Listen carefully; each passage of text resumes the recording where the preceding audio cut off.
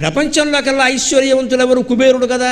ఆ కుబేరుడు విష్ణుమూర్తి ఆలయానికి ఎందుకు కడతారంటే బాకీ వసూలు చేసుకోవడానికి, శివుడు ఆలయానికి ఎందుకు కడతారంటే డబ్బు అడగడానికి. ఈయన దగ్గర లేదు కుబేరుడు ఐశ్వర్యం అంతా శివుడు ఇచ్చింది. మరి ఆయన బూడిద ఎందుకు పూసుకున్నాడు? ఈ ఐశ్వర్యం అంతా బూడిదే అని ఆయనకు బాగా తెలుసు.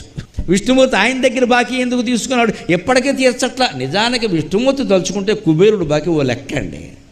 ఎందుకు ఇస్తారో తెలుసా? అప్పు ఇవ్వడమో తప్పే, అప్పుడు తీసుకోవడమో తప్పే, తెలుసుకో అని చెప్పడానికి ఎప్పటికీ ఇవ్వడు ఆయన.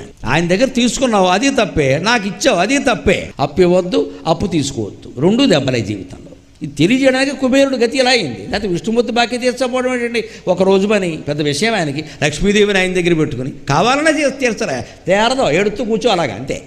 ఎందుకు ఇచ్చావు అంతే. నీకు ఎవరికైనా అప్పు ఇచ్చామంటే ఇలాగే ఏడిపించింది అంటాడు. మన అప్పు ఇవ్వకూడదు, అప్పు చేయకూడదు. ఎందుకని? మనం బలహీనమైతే వాడు ఏడిపించుకుంది అంటాడు. ఈ రెండు పనులు మంచివి కావని చెప్పడానికే కుబేరుడు జీవితాన్ని ఈ రకంగా చిత్రించారు దాన్ని.